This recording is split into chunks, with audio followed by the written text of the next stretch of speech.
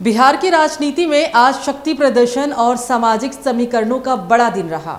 राजधानी पटना के गांधी मैदान में सम्राट चौधरी सरकार के मंत्रिमंडल विस्तार ने साफ कर दिया कि आने वाले चुनावों से पहले एनडीए हर जातीय और राजनीतिक समीकरण को साधने में जुट चुकी है। प्रधानमंत्री नरेंद्र मोदी, गृह मंत्री अमित शाह और बीजेपी नेतृत्व की मौजूदगी में हुए इस मेगा शक्ति प्रदर्शन में बीजेपी, जेडीयू, लोजपा, हम और रालोमो के नेताओं ने मंत्री पद की शपथ ली। खास बात यह रही कि कैबिनेट में नए चेहरों के साथ अनुभवी नेताओं को भी बड़ी जिम्मेदारी दी गई है।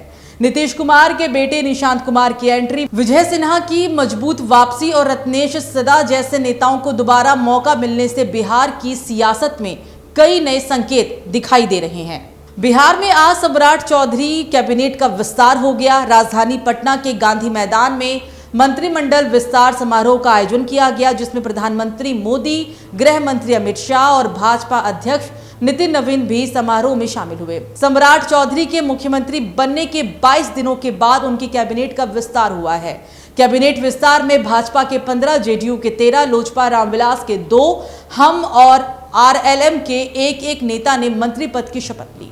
अब आपको ग्राफिक्स के जरिए इनके नाम और चेहरे दिखाते हैं। राम कृपाल यादव, केदार गुप्ता, नीतीश मिश्रा, मिथिलेश तिवारी, रमा निषाद, विजय कुमार सिन्हा, दिलीप जायसवाल, प्रमोद चंद्रवंशी, लखेंद्र पासवान, संजय टाइगर, इंजीनियर कुमार शैलेंद्र, नंदकिशोर राम, रामचंद्र प्रसाद, अरुण शंकर प्रसाद, श्रेयसी सिंह। अब आपको दिखाते हैं जेडीयू के किन किन नेताओं ने मंत्री पद की शपथ ली है। निशांत कुमार, श्रवण कुमार, अशोक चौधरी, लेसी सिंह, मदन सहनी, सुनील कुमार, जमा खान, भगवान सिंह कुशवाहा, शीला मंडल, दामोदर राव, बुलो मंडल, रत्नेश सदा, श्वेता गुप्ता।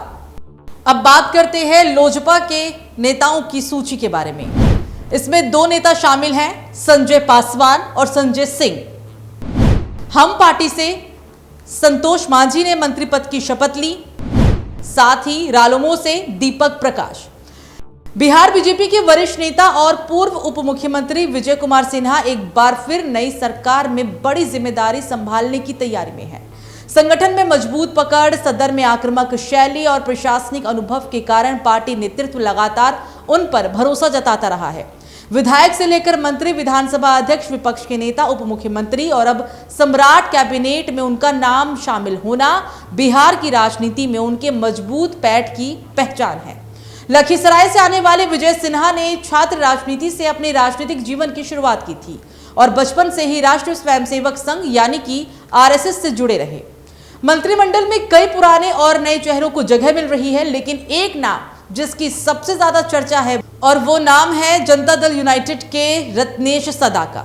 जून 2023 में जब संतोष सुमन ने मंत्री पद से इस्तीफा दिया था, तब तत्कालीन मुख्यमंत्री नीतीश कुमार ने रत्नेश सदा को अपने कैबिनेट में शामिल किया था। उन्हें अनुसूचित जाति एवं अनुसूचित जनजाति कल्याण मंत्री बनाया गया था।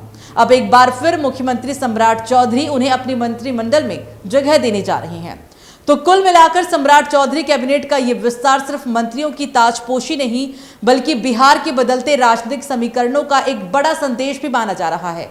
जातीय संतुलन, क्षेत्र प्रतिनिधित्व और नए पुराने चेहरों के मेल के जरिए एनडीए ने आगामी चुनावों के लिए अपनी रणनीति साफ कर दी है और अब देखना यह होगा कि ये नई टीम बिहार की राजनीति में कितना असर छोड़ती है और जनता के बीच सरकार की पकड़ को कितना मजबूत कर पाती है।